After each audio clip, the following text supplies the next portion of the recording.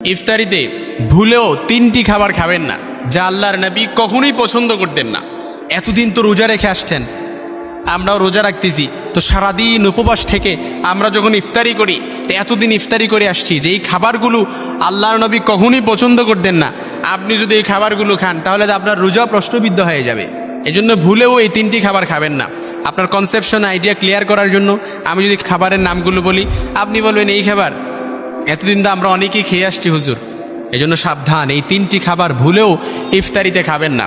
আল্লাহ রাসূল সাল্লাল্লাহু আলাইহি ওয়াসাল্লাম যেই খাবারগুলো পছন্দ করতেন, আপনি ওই খাবারগুলো ইফতারিতে রাখতে পারতেন। ইফতারিতে ওই খাবারগুলো রাখেন। আল্লাহ রাসূল সাল্লাল্লাহু আলাইহি ওয়াসাল্লাম সবচাইতে বেশি পছন্দ করতেন মধু। আল্লাহ তাআলা যখন মদকে হারাম করে দিলেন, আল্লাহ তাআলা কিন্তু অল্টারনেটিভ মধুকে জায়েজ করে দিয়েছেন। আমরা আল্লাহকে বললাম, আল্লাহ আপনি তো মদকে হারাম করছেন। শীত প্রধান দেশে দেখা যায় মদ খেলে একটু শরীরটা একটু চাঙ্গা থাকে, গরম থাকে। তো এখন যদি আমরা মদ না খাই তাহলে শরীরটা গরম হবে কি করে, শরীরটা চাঙ্গা হবে কি করে? আল্লাহ বলে মদকে হারাম করে দিয়ে অল্টারনেটিভ মধুকে জায়েজ করে দিছে। এজন্য মধু খান আপনি। এজন্য তিনটা খাবার ভুলেও যা আল্লাহ রাসূল সাল্লাল্লাহু আলাইহি ওয়াসাল্লাম কখনোই পছন্দ করতেন না।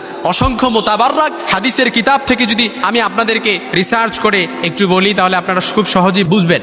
আল্লাহ রাসূল সাল্লাল্লাহু আলাইহি ওয়াসাল্লাম কখনোই কাঁচা পেঁয়াজ পছন্দ করতেন না।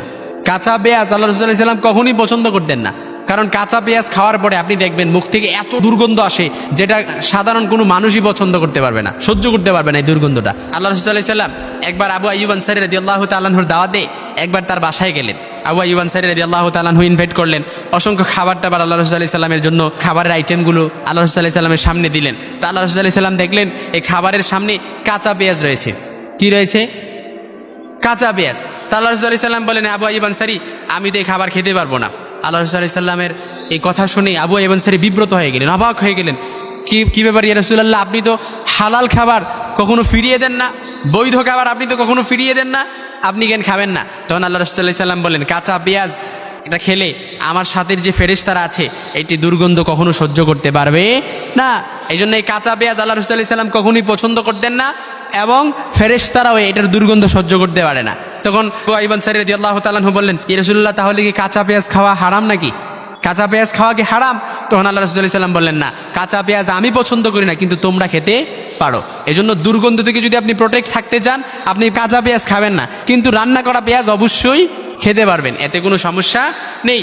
সারাদিন যেহেতু আমরা রোজা রাখি, তো ইফতারিতে আমরা হালাল খাবার, আল্লাহ রাসূল সাল্লাল্লাহু আলাইহি ওয়াসাল্লাম যে খাবারগুলো পছন্দ করতেন, মধু পছন্দ করতেন, তারপর আল্লাহ রাসূল সাল্লাল্লাহু আলাইহি ওয়াসাল্লাম খেজুর খেতে পছন্দ করতেন, খেজুর খেতে পারেন। এই যে দেখবেন, আপনি যদি আপনার নিজের শক্তিকে কন্ট্রোল করতে চান, নিজের শক্তিকে আপনি যদি বৃদ্ধি করতে চান, আপনি খেজুর খেতে পারেন। এটা দেখবেন আপনার দৈহিক শক্তিকে বৃদ্ধি করে দিবে, এই জন্য খেজুর খাবেন। কিন্তু কখনো আমরা যেন আল্লাহ রাসূল সাল্লাল্লাহু আলাইহি ওয়াসাল্লাম যেটা অপছন্দ করতেন, 1 নাম্বার কাঁচা পেঁয়াজ খেতে অপছন্দ করতেন, 2 নাম্বার হচ্ছে কি গরম খাবার খাবেন না।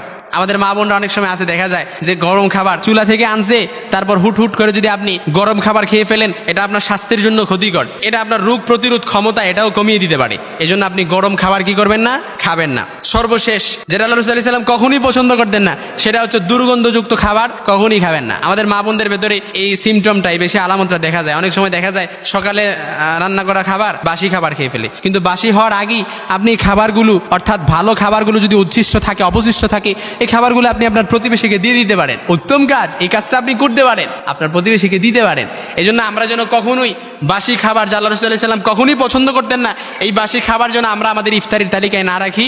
পছন্দনীয় আল্লাহ রাসূল সাল্লাল্লাহু আলাইহি ওয়াসাল্লাম যেটা পছন্দ করতেন, সেই খাবারগুলো যেন আমরা আমাদের ইফতারির তালিকায় রাখি। 1 নাম্বার আল্লাহ রাসূল সাল্লাল্লাহু আলাইহি ওয়াসাল্লাম মধু খেতে পছন্দ করতেন, আপনি মধু রাখতে পারেন। 2 নাম্বার আল্লাহ রাসূল সাল্লাল্লাহু আলাইহি ওয়াসাল্লাম গরম খাবারও খেতে পছন্দ করতেন না, কিন্তু খেজুর খেতে পছন্দ করতেন, আপনি খেজুর রাখতে পারেন আপনার ইফতারির তালিকায়। তারপর আল্লাহ রাসূল সাল্লাল্লাহু আলাইহি ওয়াসাল্লাম লাউ খেতে পছন্দ করতেন, তো সাহারিতে আপনি অবশ্যই আল্লাহ রাসূল সাল্লাল্লাহু আলাইহি ওয়াসাল্লামের এই সুন্নাহ খাবারটা আপনি অবশ্যই রাখতে পারেন। আল্লাহ তাআলা যেন আমাদেরকে 3টি খাবার আল্লাহ রাসূল সাল্লাল্লাহু আলাইহি ওয়াসাল্লাম পছন্দ করতেন না, এই খাবারগুলো খাওয়া থেকে যেন আমরা বিরত থাকতে পারি। আল্লাহ তৌফিক দান করুক। চিল্লায়ে পড়েন আমিন।